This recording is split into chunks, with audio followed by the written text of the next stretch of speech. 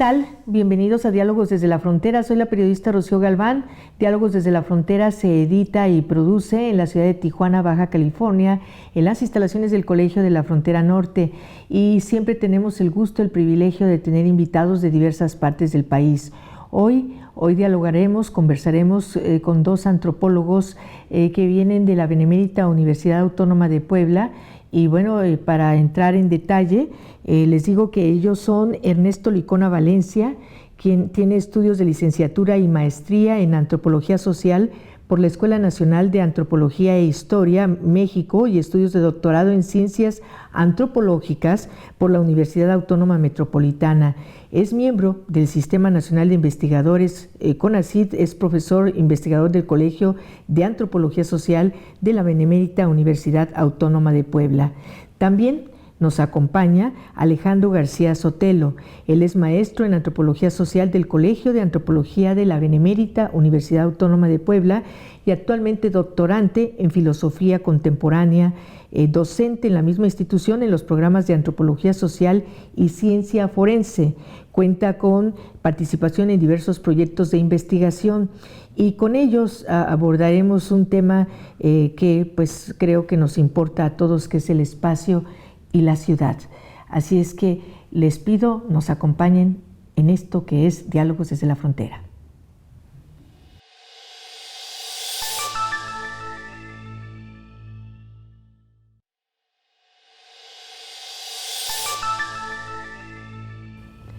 Y bueno, entramos en materia. Quiero pues preguntarles primero por qué, creo que lo estábamos conversando antes de entrar en la entrevista, ¿por qué este tema? ¿Por qué les llamó el espacio, la ciudad? ¿Y qué podemos ver en este momento, en 2023, de lo que son las ciudades de este tiempo en México? Gracias. Bueno, la ciudad como objeto de estudio pues ha sido interés de muchas disciplinas sociales, ¿no? Pues está la arquitectura, el urbanismo, ¿no? La sociología y recientemente, es decir, la antropología, ¿no?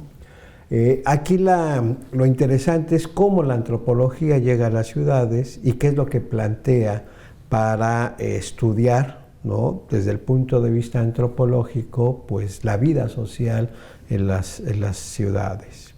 Y creo que para comprender esto orienta la idea de que la antropología se interesa, digamos, en este caso, por la vida social, ¿no? Las características de la vida social, donde el eje estructurador de esta vida social puede ser el espacio, no obligatoriamente, digamos, ¿no? También el tiempo es organizador de la vida social, u otros factores pueden ser organizadores. En ese sentido, nosotros pensamos que no hay vida social sin espacio, no hay vida social sin tiempo, ¿no? Es decir, los que habitamos las ciudades, en este caso, ya sea en el barrio, en la unidad habitacional o al apropiarnos de la calle, necesariamente el espacio es el contenedor de esa sociabilidad, de esas relaciones sociales, junto con el tiempo. En realidad, espacio-tiempo es como el eje donde nosotros pensamos, podemos deletrear en qué consiste la vida urbana, ¿no? Eso de entrada podría mencionar. Sin embargo, la vida de este tiempo hace que las personas aparentemente salgan menos a la calle.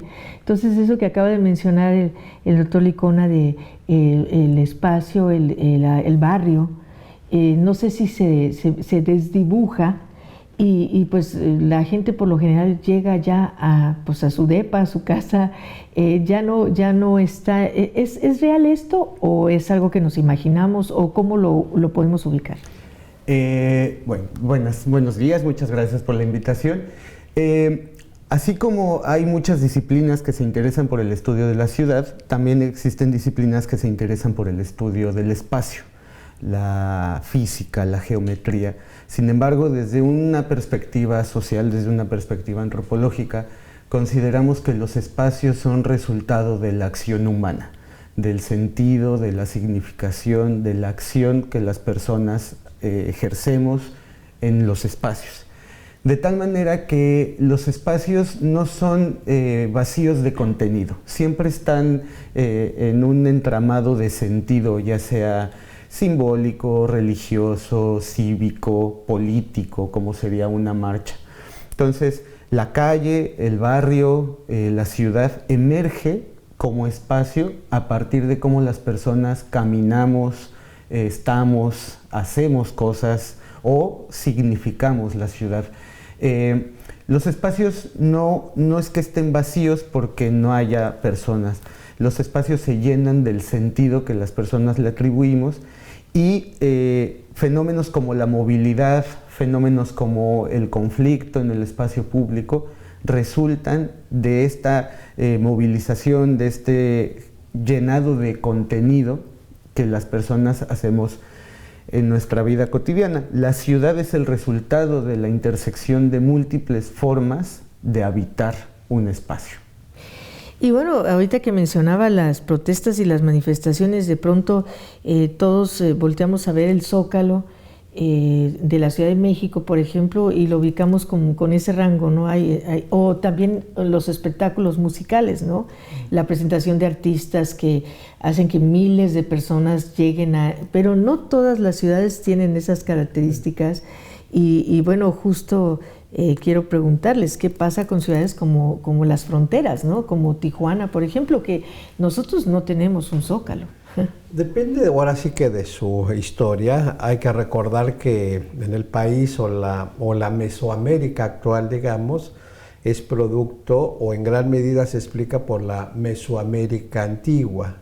Es decir, las ciudades donde hay población indígena, es decir, donde hubo y existe todavía vestigios de pues, esos asentamientos antiguos, es decir, prehispánicos. Cuando llegan los españoles, pues no encuentran un territorio vacío, ya está habitado. Uh-huh. Hay ciudades, hay toda una cosmovisión en torno a la organización del territorio, del lugar. Y los españoles llegan con su lógica a instaurar, ¿no? un nuevo territorio, pero sobre las bases de lo existente, ¿no? En muchas ciudades, por ejemplo, del centro del altiplano o el sur-sureste, ¿no? Muchas ciudades se configuran a partir de las ciudades existentes, ¿no? Ese es un elemento que hay que tomar mucho en cuenta, ¿no? Porque hay coincidencias. Pongo un ejemplo. En muchas ciudades podemos observar donde se instauraron las catedrales con los españoles, eran centros de ceremonia religiosos antiguos, digamos, ¿no? Y ahí es una cosa interesante, ese lugar entonces no pierde su vocación de emisor de religiosidad, simplemente ahí la forma cambia, digamos. Les voy a pedir si hacemos una pequeña pausa y regresamos con la segunda parte del programa.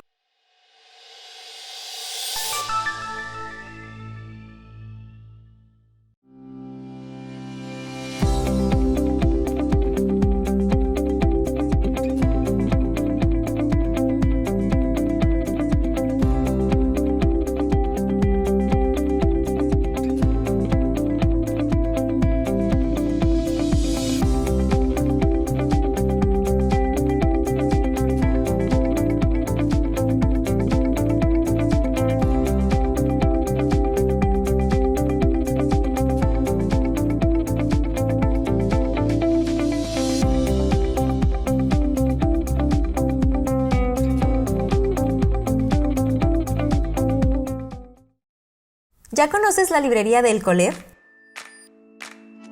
En la librería virtual del Coler puedes encontrar un acervo de libros sobre temas de migración, cultura, sociedad, política, medio ambiente y mucho más. Ingresa desde cualquier dispositivo a librería.coler.mx. Elige tu libro, haz clic en comprar impreso o digital, elige la cantidad de libros que quieres comprar y da clic en realizar pedido. No olvides hacer tu registro de datos personales. Dentro de 10 a 15 días hábiles tendrás los libros impresos en tus manos. ¡Y listo! ¡Así de fácil!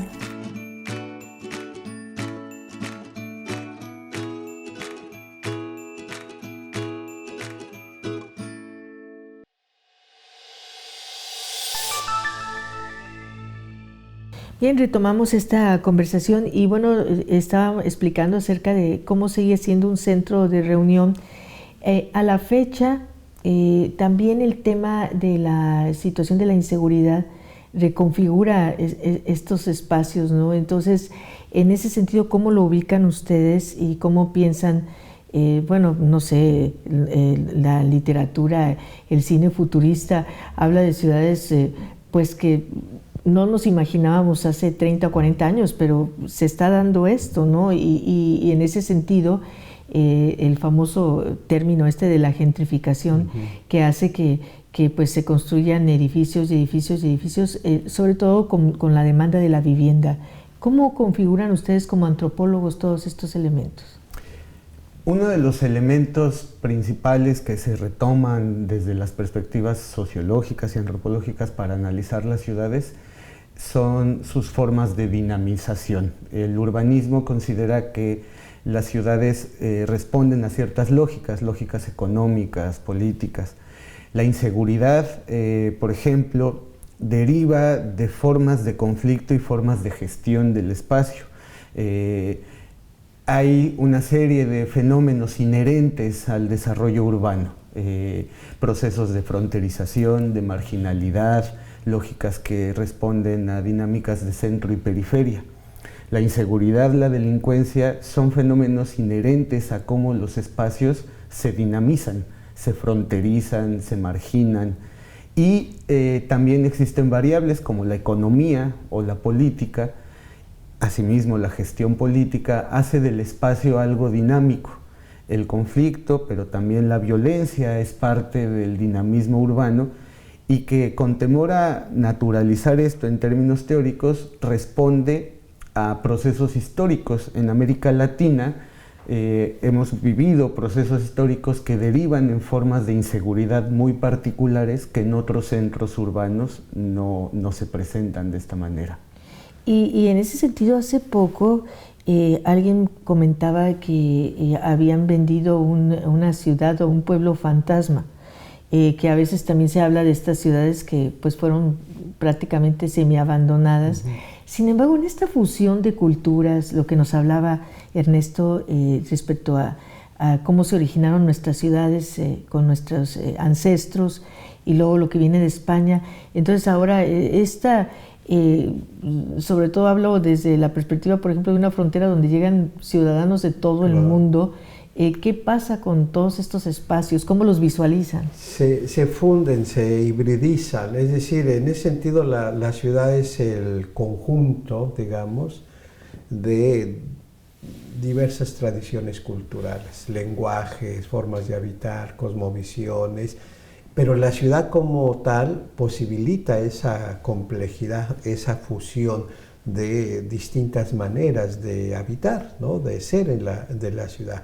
Entonces uno puede ver en un espacio público como los centros, los zócalos que mencionabas, Rocío, donde todos caben, todas las tradiciones culturales están. Pongo un ejemplo, en el zócalo de la ciudad de Puebla hay indígenas, hay una expresión de la etnicidad a través fundamentalmente de las personas que bolean el calzado. Todos ellos son migrantes de hace como 25 años, que son los únicos que dan el servicio, pero son tzoxiles, vienen de Chiapas. Es decir, hablan su propia lengua, generan un tipo de organización, y estamos hablando de una metrópoli, estamos hablando de una ciudad, ¿no? Pues ya muy globalizada, pero que permite esas expresiones étnicas tradicionales, digamos, ¿no? La calle, ¿no? Pero también una calle en el día puede ser escenario y expresión de religiosidad, de una celebración, de una procesión a un santo, pero esa misma calle por la tarde puede expresar, digamos, o puede ser un lugar, un espacio de expresión de un movimiento social. Las ciudades posibilitan, los espacios de las ciudades y en particular el espacio público posibilita la expresión de las diversidades culturales, ¿no? Y esa es su característica, ¿no? La diversidad de tradiciones, de lenguajes, de de maneras de ser, de hacer, y eso es la riqueza de las ciudades, y más en el espacio público. Y en ese espacio público, además, vamos a decir, empiezan a sentarse determinados grupos y como que llaman a los otros. Lo que usted decía de los boleros, por ejemplo, aquí en Tijuana se da con la comunidad haitiana. Se fueron a vivir a un lugar y como que le dicen, oye, pues aquí hay otro departamento, aquí hay otra casa. Hay un lugar donde se está edificando, dicen, una pequeña Haití.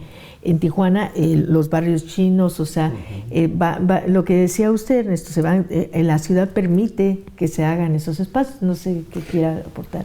Otra propiedad de los centros urbanos es que posibilita los flujos. Los seres humanos somos seres migrantes por excelencia. Y todo asentamiento urbano responde a procesos de movilidad histórica. Una de las características principales de la ciudad es que no solo emerge como este conjunto de tradiciones, sino que la ciudad aglomera, atrae. Bajo ciertas lógicas, puede ser la de centro-periferia, pero también a través de flujos económicos, expresiones artísticas, tradiciones. Y si lo pensamos por ámbitos culturales, las religiones generan sus propios flujos, las costumbres responden a sus propios flujos, pero también las movilizaciones políticas generan sus propios flujos. Pensamos que la migración, así como la entendemos históricamente, pareciera que solo responde a procesos económicos. Pero no, las personas cuando migramos no solo migramos laboral o económicamente, traemos una mochila cultural con nuestra lengua, nuestra memoria, nuestra biografía, y eso también migra con nosotros. Y la ciudad es el resultado de la convergencia de múltiples flujos que no solo se hibridan, sino que de alguna manera u otra se trastocan, porque no es que cada sector sociocultural traiga su propia tradición y se asiente en la ciudad con su propia tradición. Están apropiándose de otras tradiciones, incluso ciudades como Tijuana no solo son receptoras de poblaciones, sino que de estas poblaciones aprenden cosas y se las inscriben en sus propias dinámicas.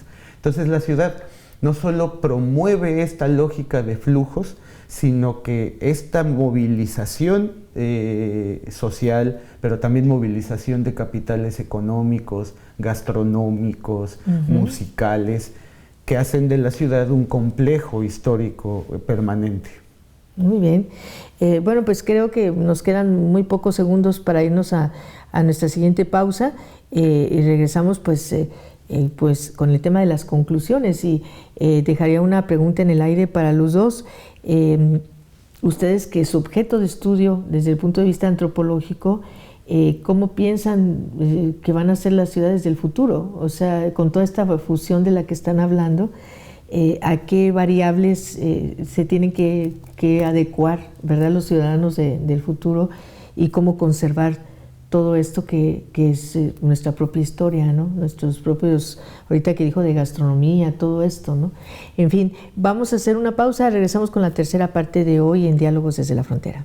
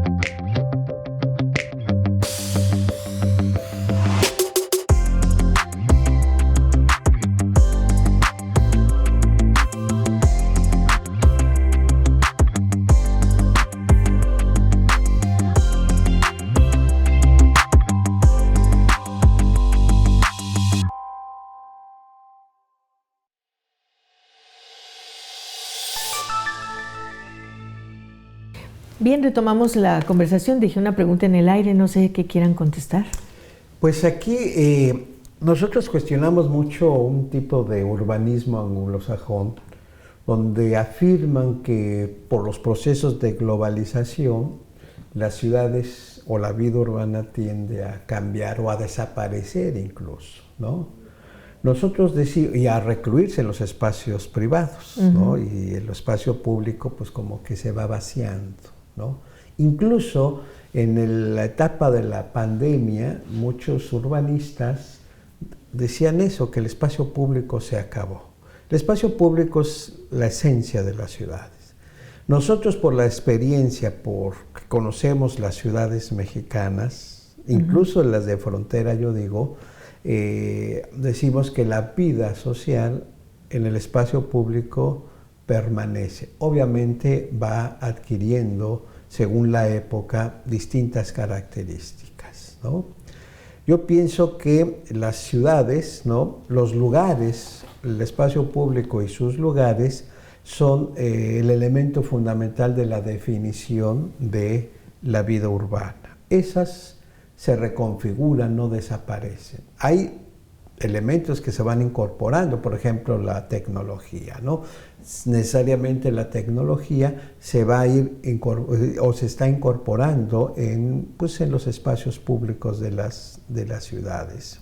Lo que quiero decir que la vida de las ciudades en el futuro tendrán y seguirán siendo, al menos en las ciudades latinoamericanas, en el espacio público, ¿sí?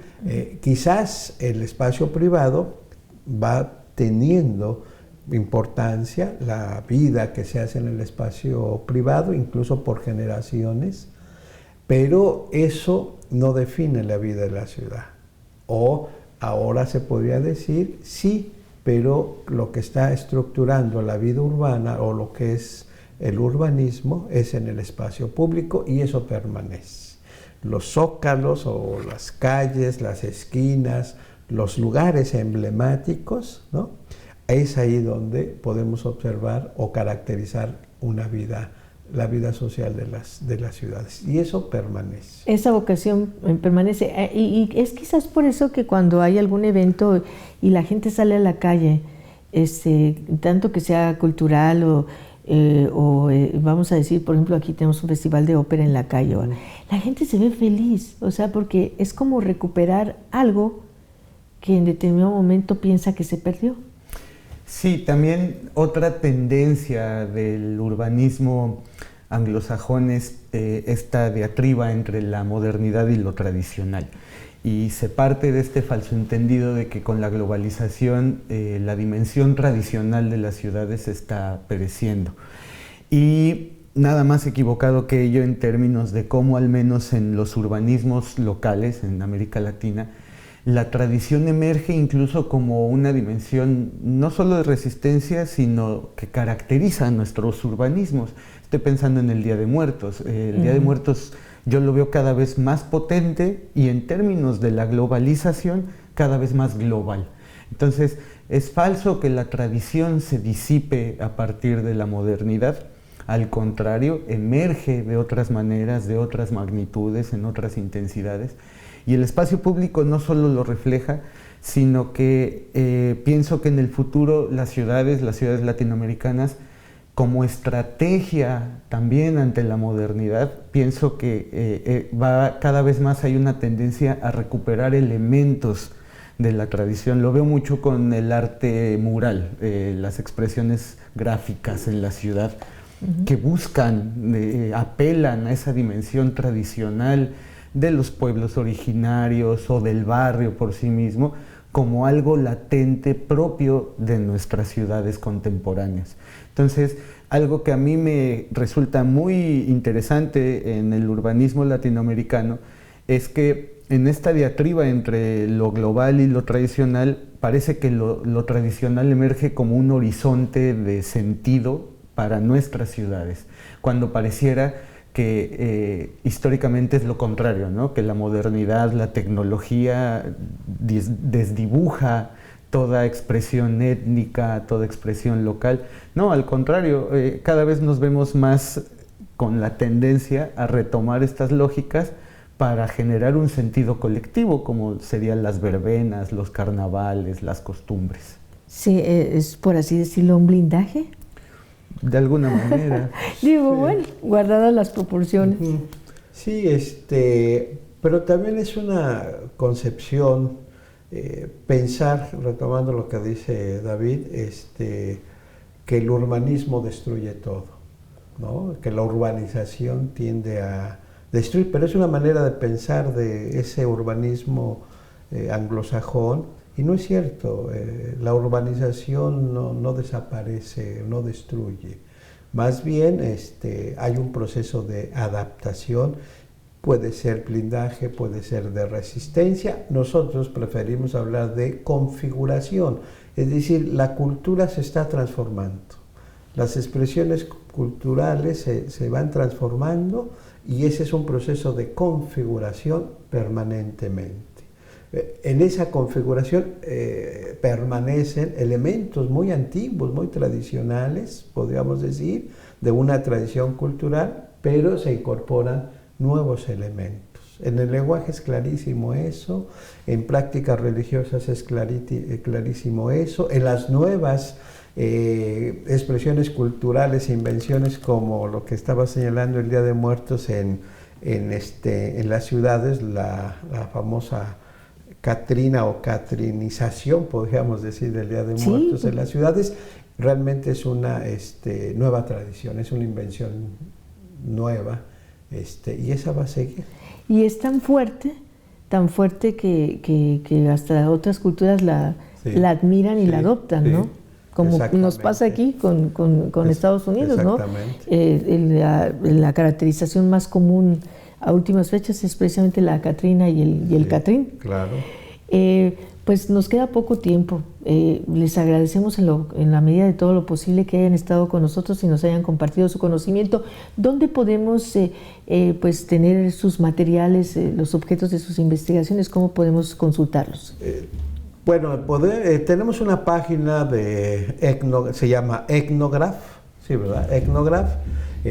Nos encuentran en YouTube. Ahí hay mucho material de video, por ejemplo, ¿no? Tenemos la página del colegio también, ¿no? Sí. ¿Y qué más? Las redes en Facebook, en YouTube, en Instagram. Están las redes del Colegio de Antropología Social de la Benemérita Universidad Autónoma de Puebla. Asimismo, tenemos un organismo de la sociedad civil, Ethnograph Gestión y Cultura, también en las redes.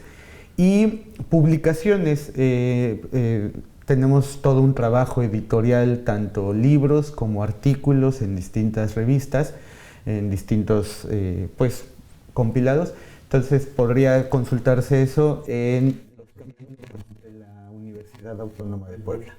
Muchísimas gracias. Muchas gracias. Y gracias a usted por su atención. Lo esperamos en el próximo capítulo de Diálogos desde la Frontera. Agradezco en todo lo que vale el apoyo de Óscar Ochoa, de Fabián Ayala, de Stephanie Gutiérrez, de todo el equipo de difusión aquí en el Colegio de la Frontera Norte. Gracias.